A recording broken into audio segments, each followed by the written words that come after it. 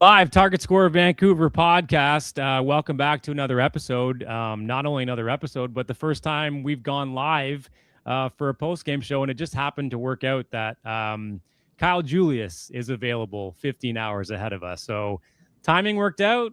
Big win over Saskatoon, and why not do a little bit of a breakdown and a post-game wrap and interview and all that stuff with GM still of the Vancouver Bandits, Kyle Julius. 92-85, the Vancouver Bandits over the Saskatoon Mamba, and a very big win. We'll get into all that stuff later with KJ. But, yeah, very big win after a two-game slide. So let's welcome in Kyle Julius now to the Target Score Vancouver podcast. There he is. Thank you for doing this, my man. What's up, guys? We really appreciate it. Before we get into breaking down the game and, sort of what you saw and how you kind of operate from behind the scenes. But, what a crazy couple of weeks it's been for everybody in the organization, all the way down to the fans. So we saw your video come out. Congratulations, by the way, on an amazing opportunity. But maybe we'll give you the floor for a couple of minutes to just sort of, get some stuff off your chest and thank the fans one more time. Yeah, no, it's been a crazy couple of weeks. I feel for the players. I spent a lot of time and energy recruiting those guys, building relationships with them. And, they came to play, in my system for me and, as part of the organization. And I don't think anybody expected me to leave halfway through the season. It's just one of those things. There was just a ton outside of our control. The incident with the league kind of, sparked everything. That's for another show, another conversation. But our fans have been tremendous. I've really built strong connections in the community with people, our players, the coaching staff, especially, Dylan is like a brother to me. And, just the whole process has been tough. It's been really hard on my family and, a tough decision to make, but one that players make all the time. And every once in a while you see coaches having to make these. And yeah, it's just made for a really tough, 2 weeks for our team, but got to give Rands and the group and the players themselves a ton of credit. Man, it's been insane all the way to even just before this game. We just found out that, Zach Copeland can't play because of his contract in Europe. They just, that team, it's not abnormal. They just don't want him to play, right? He signed and, he wasn't totally aware of it. And so, Zach's a guy that we had a lot of players slotted in this summer to play big minutes and contribute and be a huge piece. And for all kinds of ulterior, motives and reasons, it hasn't worked out. Zach's another example. So, I give everybody in the organization, man, a ton of credit. We keep finding ways to win. We're missing big pieces, small pieces, middle pieces, missing your coach, and we're out on the road grinding through wins. And, the guys just found out about Zach, I don't know, not even an hour before tip off. Yeah, it's tough. The whole thing's been tough, but, we have a culture and we don't panic and we fight. And a lot of our players and coaches and support staff and front office embody that culture. And it showed tonight. It really showed tonight. Breaking news here on Target Score Vancouver podcast. I don't know if I'm allowed to even tell you guys, but it is what it is. You're not going to see him play, and that's the reason. It's part of this business. And the CEBL is a summer league, right? It's a supplement to these players. It's not their main job. It's not their main organization to work for. Although we in Vancouver have created something special. The reality is these guys, they have real jobs and real leagues in other places, and it will always take precedent over the CEBL. You see it on a lot of teams, and I think we've just done a good job over the summers of kind of keeping continuity, at least during the season for the most part. But even last year, we got hammered where we were really good with Corey Davis at the point, and then we lose Corey randomly to the same thing, had to go early to his team, and they wanted him there early, and now you're a different team, and you're kind of playing without a point guard for the last 5 games of the regular season. And even last year, we found a way to win throughout that whole thing, and we even won that last game. We won that last game 3 different times. Somebody in the league and at TSN will tell you different, but we won that game as well. And so I'm proud of our organization, and this last 2 weeks has been crazy. And this game tonight, I think, is a reflection of the culture that we've built for sure. And Kyle, it sounds like potentially, especially that piece about Zach, the continuity of your role as GM may be more important now than ever before. Obviously, you got to fill. Yeah. So maybe educate the fans on how you stay connected to this group. You always have. You've done it from afar. This time's different, but there's still, call it, this team's 10-6, and now you have another 8 games to end this season. You still have transactions left to use. You have a couple guys at Summer League. So what does the going forward process look like as GM? Yeah, well, one of the key pillars in our culture is, adapt and overcome, right? You have to, if you're working in the CEBL, I tell people all the time, you're not, if a coach tells you he's coaching in the CEBL, he's lying, right? What we do is far different than coaching. It's the facilitation of players coming and going and knowing who and why and how to, tweak the roster and when and where to tweak it, and how having relationships with people around the world and agents around the world that you can call right away when you need a guy. And we've got a list that, we're gonna work through now. The Zach thing was really unexpected, and we've got some great players that they'll play, they'll come, but at the same time, I think you saw tonight something special. John Knight, I brought John Knight in at the start of the summer for this exact reason. We had great conversation. I said, John, you might not play, but because you're so versatile, you might not play a lot, but because you're so versatile, I call John diehard, right? Like different players come and go, and John just stays. He's on that roster every night, every game, because literally can play 1 through 4, can guard 5s. He's very smart. He's a great kid. He's got a great positive attitude, and it showed tonight. We played him big minutes, and he helped win a game. I thought for the most part, him and Tevin Brown were the best players on the floor for the Bandits. And so to answer your question, Andrew, I am as connected as I've ever been. I'm out here in Hong Kong, and I'm on the phone 10, 12 hours with coaches, with players, with agents, with Dylan, just making sure that I can, contribute and do my part. Even though I'm not there, I watch every possession. I watch every possession of practice, and I just care so much about all these guys and the organization itself. And I genuinely feel terrible that I'm not there to battle with them. And so I'm just doing everything I can. And we'll make any adjustment roster-wise, tactically, strategically, emotionally, that we have to right now. Kyle, I mentioned it off the top. Like, it's been a crazy couple of weeks. You said it too. I had a great conversation with Rands a couple of days ago before we played Calgary, and he just said, "Look, like, we're all experiencing it the same way. It's all new for all of us. It's all weird for all of us. But the only way to get through this is to decide to do your job at a high level and everybody buy in. And so we're kind of doing it by committee." Coach Matt sort of handling offensive coordinator role, as Rand said, and then Coach Louis is sort of overseeing D because he watches a ton of video, and Rand is kind of watching it all. I guess my question to you is, why is Rand's ready for this, head coaching position? I think Rand's has been like an integral part of the fabric of our culture, like first and foremost.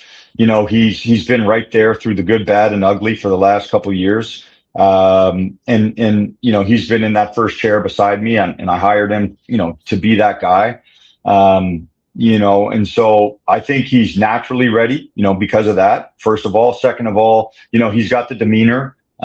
He's intelligent. He doesn't get too high or too low. I'd say he's probably a little more, even keeled than I am. And I think, that in situations like this where you got new players coming and going, and I think that's a very important quality. And then when you hear Rams talk about just doing your job at a high level, that's Bandits culture, right? Like, that's Bandits speak. It's one thing we talk about. Toughness is doing things you don't want to do at a high level. And when you have toughness, then you eventually get togetherness. You can't have togetherness before toughness. It just doesn't happen. And we call that dependability, right? So when guys are tough and doing things maybe they don't want to do, like a John Knight, how many games has he not checked in? How many games has he only played 3 minutes? How many practices has he come to knowing that he might not play the next game, right? That's toughness. And then all of a sudden now you're in big trouble on the road. Like you said earlier, Chris, 2 in a row, maybe 3 in a row now, these road trips for nobody has to travel like the Bandits, right? Like, nobody has to fly and log the kilometers that we do. And so now you get on these tough trips, these 7-night trips, and it's a grind and it's tough. And so to get that first win, you have John, John's dependable. So Rams is dependable. He's tough. And it's a pillar to our culture, is the dependability that leads to toughness, and the toughness leads to togetherness. And that's what Rams has. He embodies that, right? And then I also think that, tactically, the time and energy that I've spent with Louis and Matt, kind of mentoring them, they're young coaches. Tactically, strategically, I have a very kind of specific system, both sides of the ball, that's kind of been catered, and we've kind of catered it to the CEBL. They're like well versed. So I think, for sure that group, the three of them, they're well connected. And then we have tremendous support coaches, tremendous support staff from our athletic therapy, strength and conditioning guys like Kyle Brown and Steven and Coach Tony, our senior advisor, our other volunteer coaches. I just think we've got a good group that can withstand this and deal with the highs and lows. I don't think they're going to win every game moving forward, but you don't have to in this league. You have to peak at the right time. You've got to be sharp, and you've got to attack the matchups when they present themselves. And I think we'll be ready for that. We'll make some more adjustments here as an organization, and I think we'll be ready for a serious playoff run like we always are. Kyle, you mentioned peaking at the right time. Obviously, we know Mitch is supposed to come back sometime potentially in late July, whenever that ends up being. Obviously, Zach not going to be a piece. And you talk about there's the opportunity to bring in new guys, but you also want to see some continuity and this team coming together. Obviously, Shamar, fresh piece. Tevin Brown, Lloyd Pand, you can tell they're getting it together. Tonight being the best shooting night of Tevin Brown as a Bandit so far. So maybe talk about what that growth curve maybe looks like, and maybe what Mitch might bring when he comes back. Yeah, you don't want to panic, right? And even though you're at the end, and it might even be time to make some aggressive adjustments or panic a bit. I think that's what rookie or bad organizations do, right? Rookie coaches do. We've been in this fight for a while. It's always been about player development for us. And so we don't just change players out just to change them out. In fact, our kind of like the cool thing about our culture has been we've had more players quit than we've ever cut. Guys that just can't handle it and ask to get out because they don't want to fight for their minutes, or they don't want to do a Kyle Julius practice, or whatever the case may be. We've had a lot of that, and I love that. That's one of my favorite things in coaching, is just guys coming and saying, hey, I don't want this smoke anymore. Or, it's too much accountability, or there's too much this, too much film, too much weights, too much. I'm good. We like that. And so we've got a group of guys now that want to be here, that are here. They're here to fight. And we'll make some poignant, some precise adjustments moving forward. But you got Mitch Creek on your team. You got a Jarkel Joyner. You got a Tyrese Samuel. You got a workhorse like Dom and these other guys. Lloyd Pandy, as good as a defender as we've ever had. And, Dwayne Notice can do things. And you got Shamar can have a big night. We just got to kind of find the rhythm, and we'll see what happens. Yeah, big win for the Bandits tonight after a 2-game slide over the Saskatoon Mamba. You mentioned Mitch Creek there. I know Mitch did a lot of, player coaching, for lack of a better term, even when you were around. I imagine he'll maybe do a little bit more of that and sort of kind of be, right on Rands' hip. Do you sort of see Mitch doing that when he gets back? Yeah, I think to be honest, first of all, it's a testament to Mitch, and it's a luxury to have a guy like him. But I think that's really where the elite coaching staffs around the world have kind of gained ground on the competition in the last, I'd say, five years, is really allowing the input from the players, really encouraging input from players, allowing the players to lead. I talk about that all the time, like that earlier, our toughness, and part of building toughness is the dependability. And I say you got to lead yourself first. Like, you can't come in a locker room and tell people what to do if you're not the first guy to practice and the last guy to lead.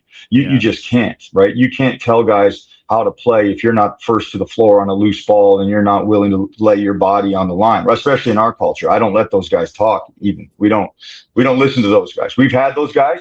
We had a bunch of those guys in 2023, and none of them came back.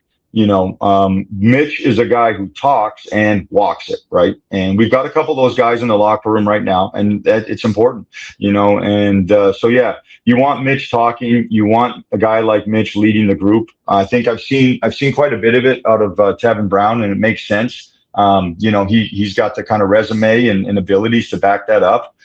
He's in the gym at night. I see him there early. Before I came to Asia here, he was early and late. And same thing with a guy like Lloyd Pandy. He's more lead by example. But yeah, you want your team to lead itself first more than anything. And I think that's where our culture and the Bandits we've had fun building these teams because we've had a lot of those guys in the last couple of years. And Kyle, when you talk about this game and obviously some of those returning pieces, I don't want to get too into the game too quickly, but you talk about some of those other pieces that fans obviously had a chance to get to know, but Shamar Gibbons, great game tonight. And then you talk about Dom Perlin as well. You talk about the complementary cast coming together. Who are some of those pieces, the secondary unit that you're going to look to, obviously with the absence of a Zach potentially around? Yeah, I mean, you saw some interesting stuff tonight. We talked about it as a staff, don't sub. I think a lot of people, teams in this league, I mean, I've never, ever been like this, but a lot of the teams in the league have subbed kind of positionally, right? So the PG for the PG and the 2 for the 2 and the 3 for the 3. And we're not built like that right now. And I've never really built the team that way. We like, if you ask Dwayne Notice, I've subbed Dwayne Notice in a game at the 2. And 2 minutes later, I made another sub and say, Dwayne, you're the 4 now. And then a couple minutes later, okay, Dwayne, hey, play these next 2 positions at the 1. And so what that means is that we've got a group of guys that can play multiple positions and want to play multiple positions. And you don't have to sub positionally. You can sub the next best guy. And I thought Rands did a really good job of that tonight. And we've always prided ourselves on that. So, he played you saw some insane lineups that on paper you'd never think you'd see, but it's quite calculated, right? And so you saw the 2 bigs together in different periods of time. And then you saw Tyrese out and Dom stayed. You saw Jarkel and Shamar together. Most coaches wouldn't play those 2 guys together. They're point guards, right? They're 2 point guards. But Jarkel's capable of buckets and big nights and ripping off 7 straight points, and Shamar's obviously can get into the teeth of the defense and get into the seams and create. And so now you're playing both of them together. It's not something the other team probably scouted for and anticipated. Then you saw John out there with Dom and Tyrese at the wing. Then you saw John in the game-winning play. He brought the ball up the court. He played the 1, if you want to get specific. And then you saw Lloyd Pandy at the 4 and the 3. So I think we just have to play the best 5 guys at the time. And to the naked eye, it might not have a lot of rhyme or reason, but I think that's what makes our team good. And that's what makes, that's where I like to contribute to the coaching staff. Is I felt like we've done a good job of that over the last couple of years as we've kind of just played. We played big, we played small. I remember we won a game a couple of years ago in Scarborough, and we played Mitch at the 5 the whole 4th quarter. We were down 10 going into the 4th, and that was the year we played Nick Ward, Coor together, Nick Ward, Mitch together, those lineups. And we won that game, and the coach told me after, man, never thought you guys go small because you played big all year. And I at the after, I never even thought of it. Our bigs weren't playing well. So we moved Mitch, to the 5 kind of thing, right? And then last year we were down big in Brampton before Target, and we played Coor and James Carnett together, 2 5s together, something we hadn't done, but they've been playing really well. And we won that game. So I think Rands has been there for all that. Rands has processed that, digested that. He's comfortable with that. I thought tonight was a really good job of playing the best 5 guys. And what I mean by the best, the guys that were just having good nights and playing hard and guarding. And I thought it paid off. Before we get into the win over Saskatoon tonight, by the way, if you're just joining us, Bandits with a big win over Saskatoon Mamba. They're playing, we're back as a bit of a home and home with a game in between against Calgary Surge. And I know that one didn't feel good on home floor on Sunday. What did you see? I mean, I'm assuming you were watching from afar. What's the first thing sort of you saw as a concern with that game? Yeah, we just were, the guys were just, you could just tell, these guys aren't perfect, right? They're human beings. You could just tell that the change and stuff had gotten to them. We were so far off of our regular pace and tempo. The body language coming in and out of timeouts was an issue. Yeah, they were cooked. I saw it right from the start of that game. And it was, and if you think about it, even with the Edmonton game was similar. And we still had a chance to win both.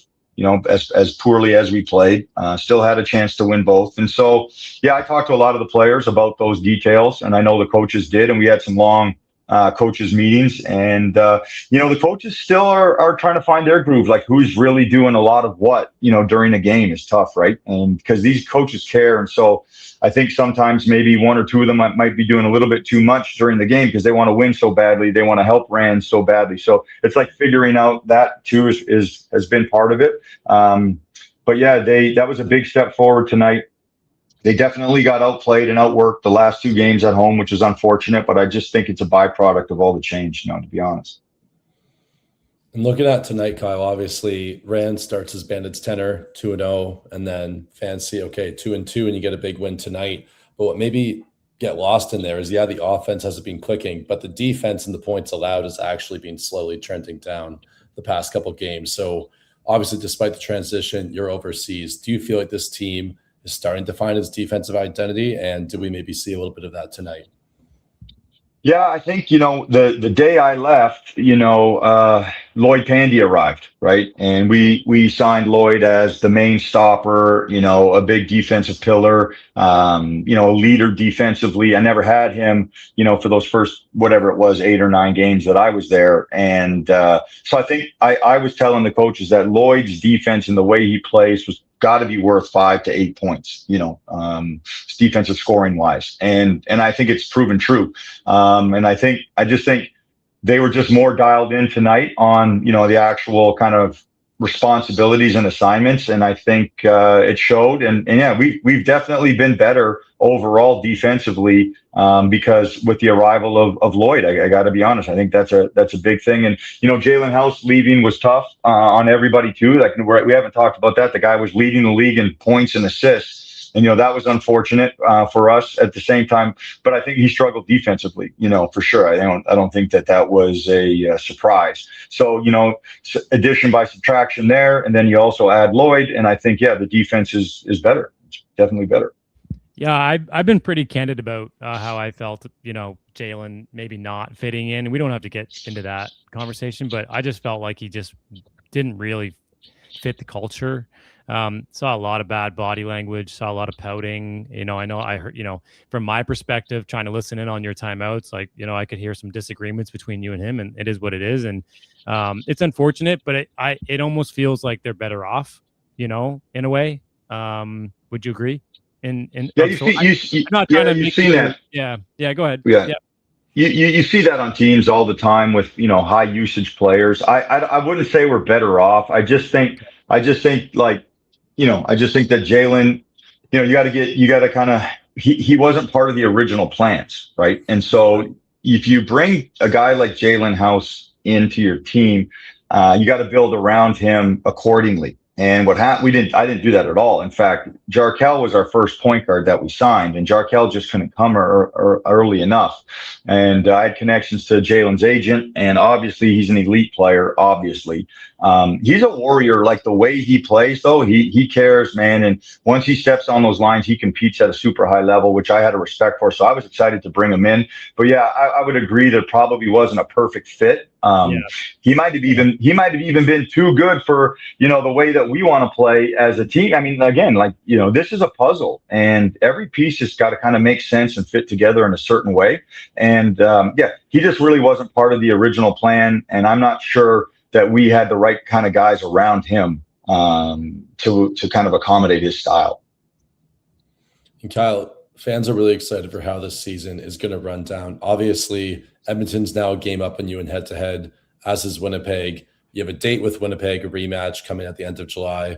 They're also going to be your last game of the season. You haven't traveled as far as Montreal yet. Montreal is always a really tough building to play in. It's the furthest travel distance. Obviously, as GM, you're talking to the coaches, you're game planning, you're looking at lineups, et cetera, rotations. How does this team start to ascend at the right time? And it's all very tough because you get into those first 2 rounds of the playoffs and it's single game knockout. Yeah, so I think because of the single game knockout, you just take every day at a time, one at a time, man. one at a time. If you start planning ahead too much in this league, I think it'll hurt you. It's one day at a time. What do we have to do next? What do we have to correct? What do we build on? And I call it the truth, right? So we start our day off with who needs the truth today, right? Is it a coach? Is it me? Is it one of our guys? So we go through that process, and then you do the same strategically, right? What do we need to fix and what do we build on? And the same tactically, what do we fix and what do we build on? And you engineer your day. And we don't build our schedule past a week. I don't know about the other teams, but I do 1 week at a time, and that's it. And we break the game down into five periods because of target time, and you can lose all four but win that last one and win the game, right? And that's the same thing with the playoffs. You can't go in too high or too low. I think the last couple of years we were number one. We were offensively the best, defensively the best, and didn't have great games in that single elimination game, right? So who cares, right? As long as you're at the right frame of mind and you got eight or nine guys that you want to go to war with on that roster for those elimination games, that's all you need. If you're just joining us, Bandits with a win over the Saskatoon Mamba tonight in Saskatoon, 92-85. Tevin Brown with 28 points. Jarkel and Tyrese, 14 apiece. When you digest all of this tonight and you have your phone calls with, some of the coaching staff, whether that be tonight or tomorrow, what's the first thing you're going to point out? What's the first thing you're going to say you liked and you didn't like? Oh, there's lots, man. I don't want to get too specific, and give stuff away. But yeah. I really liked what I saw out of John. You got to give the kid a ton of credit, man. Like a ton of credit. I signed him on basically like a 3-week. I don't want to say trial, but it was basically a 3-week contract at the start, right? Because we had so many guys late, and then a lot of those guys, still got it. May 10th turned into May 20th, turned into June 10th, turned into June 15th, and so on. But you know what? We've had a lot of guys come in to plug holes, fill holes, and they haven't really lasted that long because they were never really part of the big picture. But you got to give John Knight a ton of credit. He was supposed to be here for 3 weeks. Now here we are, 15 weeks later, and he's diehard, man. He's John McClain. He's diehard, and he won a game for us tonight. And I think, Andrew, the other day you asked me, like what are my favorite memories? Like this type of thing is what I love coaching for. Is the Kura Yonkic's of the world, who Kura came to us and he couldn't even catch, and then by the end of his second year he's starting in the championship game. Honestly, we have so many of those stories in Vancouver. Pushing you in the semifinal over on the sideline and you in the that's up there. That's up there, man. That's up there, and that was kind of our relationship. And I have that same kind of relationship with a lot of the guys, and that's the stuff that makes me the most proud, and I think is a real reflection of our organization, is a guy like John Knight and winning a game for you today. A couple years ago, David Mutabazi did the same thing, wasn't even supposed to make the team, wasn't even supposed to be a practice player. Then he starts in a game and helps you win a game or two in 25. He was outstanding at the start. Dom Parolin, same. I mean, we have a lot of these guys, and it's been pretty cool. And John tonight is an example for sure. Yeah, I just want to let the fans know John's stat line tonight. Team high minutes off the bench. Obviously, the starting unit was a little bit higher, but John, nearly 28 minutes, 4 of 6, hit his 1 free throw as well, 3 offensive boards, 8 rebounds total, 3 assists, 3 steals, only 1 turnover, plus 10. Shamar, secondary unit, 13 points as well, 6 assists, no turnovers for Shamar.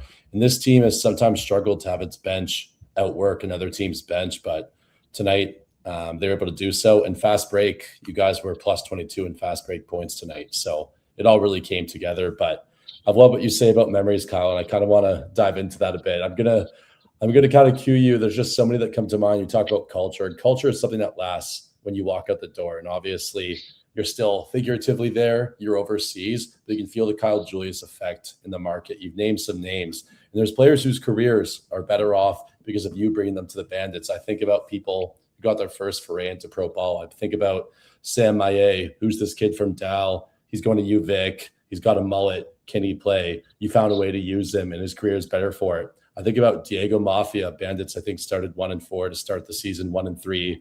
You give him his first career start. Double Diego was born in that big win over Calgary.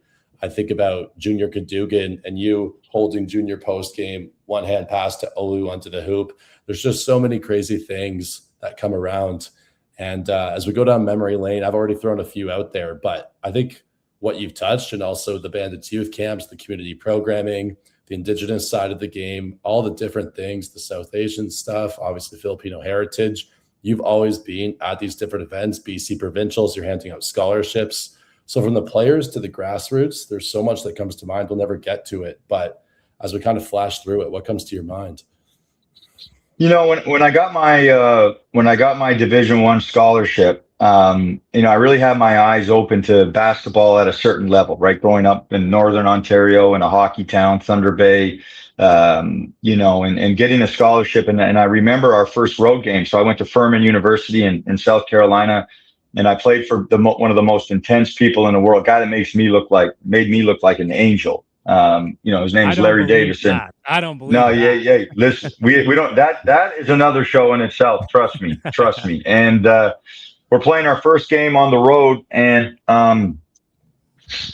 you know, we get to the locker room and after the game, and we won the game, and guys were excited. And I remember leaving, and I just remember, you know, all of the coaches just talking about leaving the locker room, you know, better than you found it. Now cleaning up. Right. And, you know, it's just part, you know, when we leave, we all clean up. And I had never, you know, I was always, I wouldn't say taught to not clean up the locker room, but it was never like a point of emphasis. It was just something that really, really stuck with me. And, I remember, when I first started coaching, you know, out of nowhere, telling that to my teams. And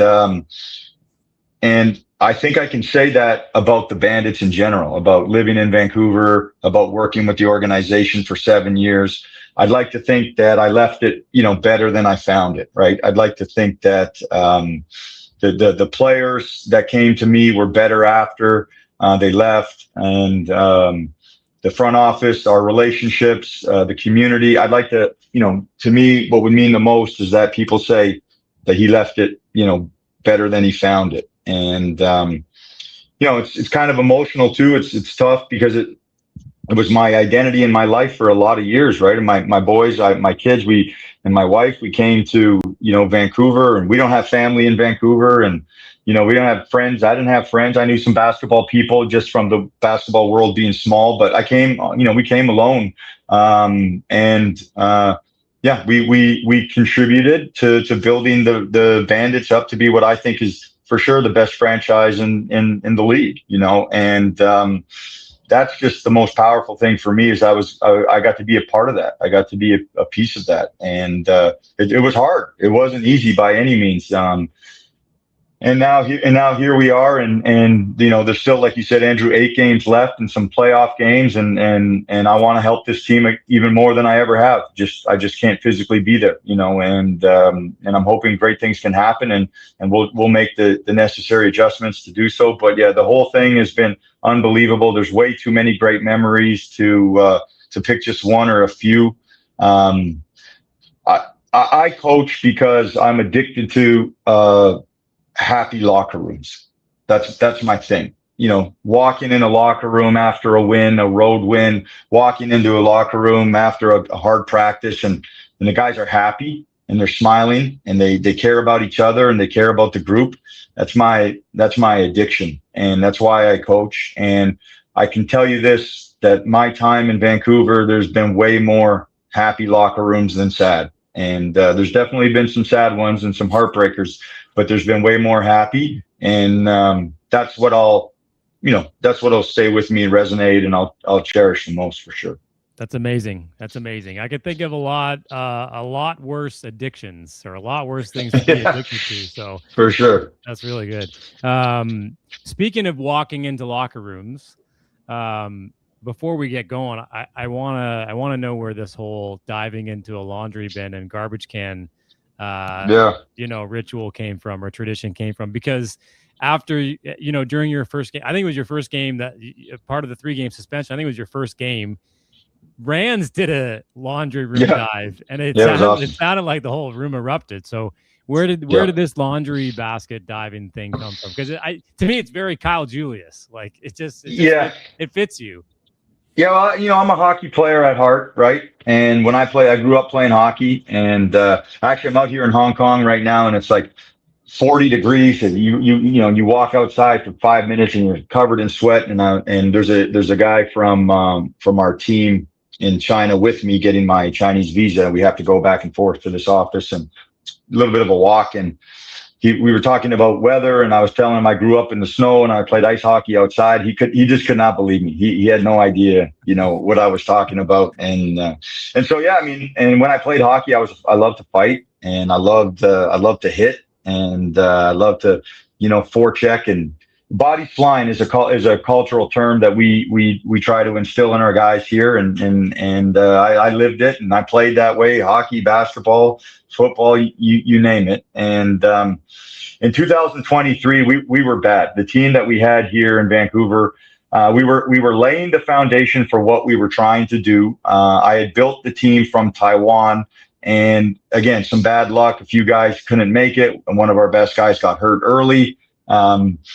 And I was trying to instill some, toughness and some body flying into this group in particular. And it wasn't sticking. It wasn't resonating. And we had lost 4 in a row, and we were about to play Edmonton at home. And I dove into the laundry bin hard, like right before the game, to kind of fire these guys up and say, hey, we got to be pre-game. First one was pre-game. Yeah, it was it was pre-game. Oh, wow. And I said, hey, and I tried to light them up, man. And hey, we got to start body flying for real. And so I took out the laundry bin. They got super fired up, and we won the game. And then I just kind of saved it for special occasions. And then Mitch started to overdo it, like he overdoes everything. He's tried to get me to dive into one after every game. And it's a special occasion thing. And I was touched when Rands did it after his first win. I loved it, man. I thought that was awesome. Anything else, Andrew, before we wrap? I just didn't know if you wanted to jump in there with, No, it's so bittersweet. And I just think about, I feel like Bodies Flying needs to be a bumper sticker. I could just see your body flying on the back of people's cars and stuff. And I want to go back and find the Bodies Flying. There's the one more. There's the one more. Yeah. There's the one more. Hey, KJ, thank you for doing this. I hope you're able to, to see your family over the next little while you get things going over there. We really appreciate the time. Thank you for everything you've done with the Bandits organization. I know you'll still, be with us. We'll still feel your presence from afar, but seriously, even all the way down to broadcasters, fans, we all feel your energy. We all feel your support. And so thank you for everything you've done. And I know the fans appreciate it too. Yeah, I appreciate you guys, man. Thanks for having me, and thank you for letting me kind of tell the story. I appreciate it. Yeah, of course. Hey, we've got some comments, and we didn't really get to them. Maybe I'll read a couple, and KJ, before we go, you can kind of comment. Sure. Andrew Martin said Dominic Parolin, I always say it wrong. Parolin has been very solid. I love his game. Very underrated for a first-time pro. Where would you rank him as a first-time university pro? He's up there, man. He's really up there. I've taken calls from a lot of European coaches about Dom. Okay, good. He does some things. He does some things at that position at an elite level. His ability to run the floor and seal. It was a 2-point game today. I thought we were kind of slipping a little bit, and Dom comes in there and gets an offensive rebound, gets a block shot, picks up a loose ball. Dom's awesome. I told Dom in front of the whole team a couple weeks ago he's going to get paid a lot of money because he does a lot of the dirty work at a really high level. And as he starts to improve, his confidence in scoring, I think Dom's going to be a big pro for a long time. He's been a super pleasant surprise. He's been amazing. Yeah, one more before we wrap. One more.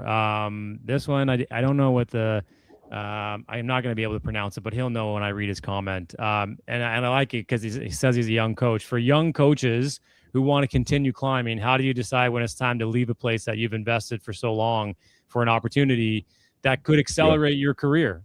And this one probably will, right, KJ? It probably will for you. Yeah, for sure. I think when you Well, for me, I mean, it's hard to say, right? I was taught two things in coaching by some pretty good coaches and some mentors that I had was one, never chase money. And number two, you got to take jobs where you can win. And that doesn't mean you go to the number one team. That's not what that means at all. What it means is, is there a culture there? Do the ownership or do the athletic director or these people above you, do they genuinely want to win? And do they want to invest in you and your process, to help teams? And there's a lot of places that don't. I've had different job offers where I just knew that I wouldn't, work well with the ownership and so on and so forth. And this particular one in China, first of all, the team is at the one of the lower level teams in the first division in the CBA, and they want to pump some money into it and they want to win. And so they're doing some things differently, and that's a place that I know I can go up from. That's a place I can take that team up a few notches based on studying. The other thing was they wanted to let me bring my culture, bring my system, bring my tactics and strategy. They wanted to give me a lot of autonomy there. So yeah, I think when is it time to leave? When you can look in the mirror and know you've given everything you've got. When you've made people around you better, when people have made you better, then that's how I kind of feel about the Bandits. 7 years with one team is a long time in this business. And when this opportunity for me came up and I knew I could win there, I had a chance to go here, win and get better. I wanted to jump on it, to be honest. Yeah. Okay, so that was from Lucius. I apologize for not. Yeah. This one's coming from @Dylan Coular. How much can Coach bicep curl? Right now, not that much, man. I've been too stressed for the last couple of weeks, but on a good day, man, I can push some weight for sure. Okay, all right. I like this one too. I like this one too. Pick that guy. Of course, he jumped into this. I like this one too. Who would play Kyle Julius in a biography? Oh man, Like Channing Tatum, maybe. Nah, what's his name? I used to get, before I got real old, real quick, I used to get Jason Statham, the bald head, the warrior, the fighter. So, I'll big myself up a little bit and say, but I think he might be a little too short. I don't know. That's pretty funny. Hey, of course, now we get into the questions and the views start climbing. So this is pretty cool. Maybe we have to do this again, Savory. What do you think? Yeah. This is a ton of fun. Yeah. Awesome. So if we didn't get to your comment, we'll do it next time, and we appreciate you doing this. Thanks for tuning in. This is obviously people like it, so that's great. And as you can see, it's dark here. What a beautiful sunset, by the way. I wish I could show you that. And I know it's whatever hour it is over there for you, KJ. I'm 12:23 p.m. here. I'm in the middle of my day, so we're all good. Okay. All right, we'll let you go. Thanks, man. Thanks for doing this. We appreciate it. Big win for the Bandits tonight. Big win. Mamba, and then off to Calgary on Thursday. So let's do it all again. Kyle, thank you. Appreciate it, man. Thanks, guys.